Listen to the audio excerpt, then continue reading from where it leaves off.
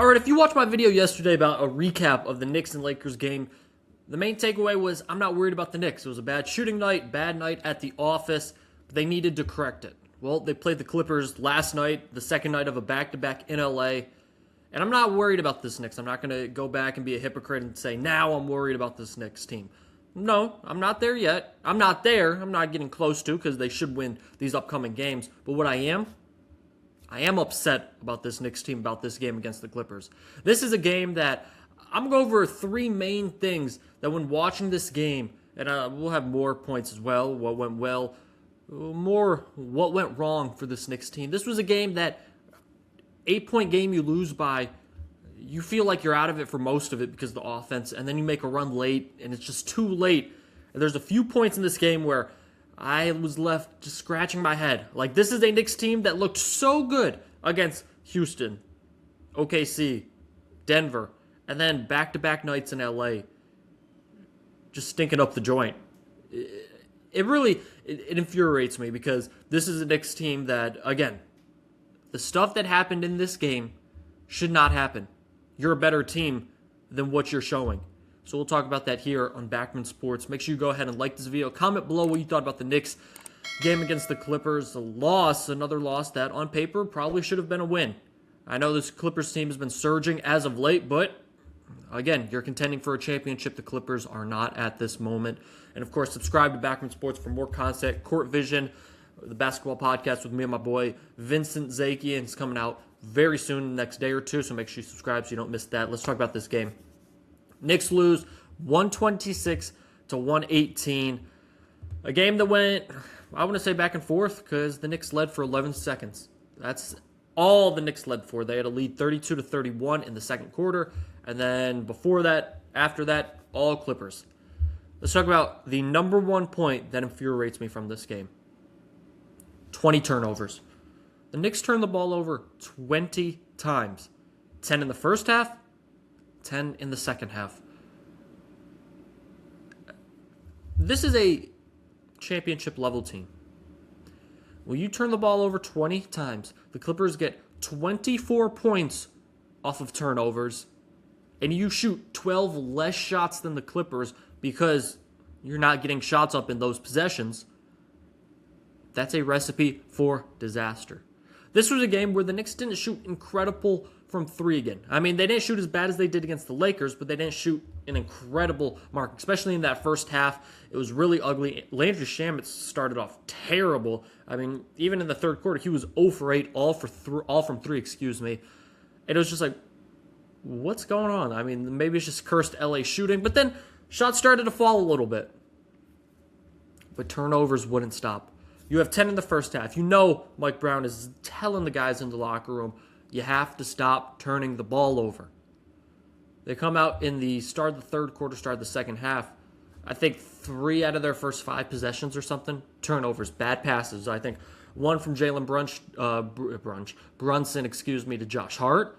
One from Cat to Brunson, and there was another one. OG Anunoby led the team, I believe, with 4 turnovers, and 2 of them were because he stepped out of bounds. One, he wasn't even looking for the ball and was out of bounds when he touched it. And 2 was he had a ball in the corner, pump fake, perfect pump fake. Kawhi closed out too fast, was going to have a dunk at the lane, back foot stepped the out of bounds line, which OG has done a few times throughout the season, but just inexcusable. That's easily 2 points right there because he had a wide open lane to the basket. Not only were these turnovers, at the start of the second half, Knicks cut the game to 6. They cut it to 6 with about 3 or 4 minutes to go. And they come down after they get, I believe, a stop on the defenseman, man, Josh Hart racing down the court. Just racing. Jalen Brunson passes off to Jalen Brunson. I thought Josh could have taken it all the way or got a little deeper, into the paint and then kicked it out for 3. I think Shamet was on the corner. But he passes off to Brunson. You can't be mad. That's the captain, right? Who, up to that point, he really had a very lackluster fourth quarter, but had a good game overall. His shooting was better than it was the previous 3 games or so. Gives it to Brunson. He tries to get to the middle of the lane for a floater. And if you didn't watch the game in the third quarter, Brunson had a 6-0 run by himself. The Knicks had an 8-0 run because Mo Diawara Had a poster dunk. Then Brunson hit 3 consecutive floaters because I think he felt, okay, maybe the shot isn't going. Let me get to the lane, little lefty floater. So he gets it. He's trying to go. He has an angle for the lefty floater, but he tries to lean back and get the foul call. Derrick Jones Jr., I believe, blocks the shot, gives it to Kawhi. They come down. Benedict Mathurin, little layup and one. I believe that was the play. I'll say this is a side point. There's not another role player I despise playing like I do Benedict Mathurin. He did the same thing in Indiana. I don't understand his whistle. He had 28 against the Knicks. He had the most free throw attempts out of anybody who played in the game last night, 9 free throw attempts. I feel like he gets a superstar whistle. I don't know if it's just against the Knicks and the Knicks can't guard him. I don't know, but I can't stand playing against Benedict Mathurin. He always seems to fry the Knicks whenever they play. That's neither here nor there. Well, it is because, he was the second leading scorer for the Cavaliers. Excuse me, not the Cavaliers, the Clippers. Darius Garland from the Cavaliers was the third. He had 23. But the turnovers. You had 2 consecutive turnovers with 3 or 4 minutes to go. When you had the lead at 6, you got 2 defensive stops. And you couldn't cash in. Second consecutive night where the Knicks are making a late push. Have a chance. 2-possession game. They did it with the Lakers. And there you go. You blow it on turnovers. 20 turnovers. I don't care who you play. You're not going to cut it. 20 turnovers and a bunch of missed threes. Let me look to see their total from 3. 35%, 14 for 40. I mean, they should have lost a lot more than 8 with those numbers. Credit for them getting back into the game, staying in this game, which I'm happy because I am scared. When they miss threes, it feels like they're a little one-dimensional, a la the Boston Celtics from last year when the Celtics missed a million threes in the first 2 games. The Knicks were able to win them in the playoffs. I've said that from the jump with Mike Brown. But the turnovers, it just can't happen. It just can't happen. It has to be shored up. This team is not bad with turnovers, not like they were last night. It has to happen. All right, my second point. Mike Brown, I thought, had a few questionable decisions. I think one was Mo Diawara. He was a spark for this Knicks team, and then he subbed in Diawara. He subbed out Diawara, excuse me. I was like, that's the guy's getting the team rolling. I thought he did make a good move. I thought it was a little too late, though, but Kolek in for Alvarado, because Alvarado, the shot he shot from the corner, the 3-point shot from the corner that was right before he got taken out was ridiculous. Early shot clock. Gets the pass, covered. It wasn't even open. It was a contested 3-pointer. He falls down. He misses. I think the Clippers come on the other end and score. I liked him bringing in Kolek because Kolek has shown in his limited minutes, he'll get assists. He'll move the ball. I think he came in, immediately found Cat for an and one. I thought that move was solid. The move that I'm very angry about, and I still am scratching my head, is doubling Kawhi Leonard the entirety of the second half. And then I'll give you some context if you didn't watch this game, or if you did, you're saying Kawhi was murdering OG and Anunoby in the Knicks defense in the first half. I completely understand it. You can go look up on Twitter right now, Kawhi OG. You have a video of Kawhi just mixing OG. I don't know if Kawhi taught everything OG knows, back in Toronto, so, it's the master, being like, I know your moves, I'm just be better. Right? I don't know what it was. But Kawhi had 21 in the first half, I believe only 8 in the second half. And granted, that was because the Knicks were trapping and all these different things. But it got to a point where the trap allowed wide open shots every time. Every single time. And the Clippers were capitalizing on him. Clippers shoot the 6th lowest amount of threes in the NBA. Last night, they definitely didn't do that. Let me get my numbers correct here. They shot 39 threes and hit 18 of them. So 46%. To the Knicks, as I mentioned, 14 for 40. And the Knicks shoot one of the league's most amount of threes. Well, they shot these threes because they were wide open. Kawhi would get the ball. They would screen with Brook Lopez around half court. Cat would come up, trap that. Kawhi, easy pass to Brook Lopez at the top of the 3-point line. Or it would be at the free throw line. Well, Brook Lopez can shoot threes. Brook Lopez would look around. All right, splash. Or if Josh Hart would come over, you pass it to Derrick Jones Jr. And I understand you got to make rotations, all these different things. You have trust in your rotations. But they weren't working. They were not working. And if you come into this game, you say, okay, let's have Derrick Jones Jr. beat us from 3. He did that. He had a plethora of threes. But I'm angry because the threes were wide open. it gets to a point. OG Anunoby is your best defender. And to give OG a little bit of slack, or a little bit of, leeway, the Knicks went for playing Jokic to Shea to Jokic to Luka to, Kawhi Leonard. 4 of the most talented offensively gifted players in the entire league. OG's had to be the primary defender every single night. And granted, OG, you're going to have these games. If you're guarding the best players in the world, you're going to get mixed like you did against Kawhi for that one play. I think you got to let your defense ride with OG. I think you go, OG, you got to get a stop. It's here in the fourth quarter. We are having trouble when we blitz. They're getting wide open shots. And Mike Brown continued to do it. Every single possession. I thought at some point, especially in the fourth quarter, I thought he was going to be like, OG, show us why you're the best defender in the world, why we believe that.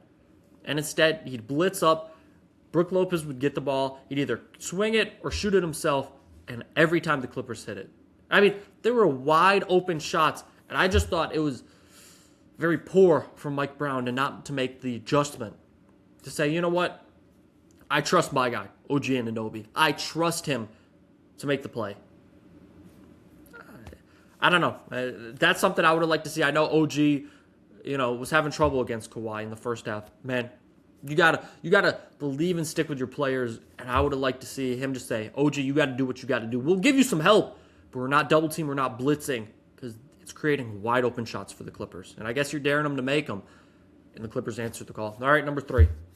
I feel like this is almost every game from Knicks fans all over. And I said, I didn't have the answers for this guy after my last video. Well, I still don't have the answers. Mikal Bridges, I don't understand. 7 points, got benched at the end of the game for Landry Shamet. That's happened on numerous occasions this year. Bridges, it feels like Bridges, when he catches the ball, he can't think about the ball. He can't think about the shot. He just has to catch and shoot, and that's when he's at his best. When he has even a split second to think about, I got to make this shot, he misses. I don't know. I mean, the one time that it happened was, I think Alvarado came, and he literally tells Bridges, come up. He hands it off to Bridges around the not the top of the key, but towards the wing on the perimeter. And Bridges has to, catch it and immediately shoot, or else it would have been blocked. Good shot. Seems like on these open shots, Bridges pulls up, and he's thinking, and he double clutches going up. Mikal Bridges has to be good, man. I mean, I don't want to get into the 5 first-round picks. I don't do that. You can do that. Just playing Knicks Twitter that does that. You can go see that. You can have your gripes with it. He's a Knick, but he's got to perform. And he has sparks. I mean, against Denver, he was very good, 25 points. Or San Antonio, 25 points. 0 points against the Lakers. 7 points against the Clippers. In his last 3, I'm forgetting who they played before that, only averaging 5.3 points. You got to be better than that. And it feels like when he has a bad offensive game, it affects him defensively. Garland was getting whatever he wanted whenever Bridges was guarding him.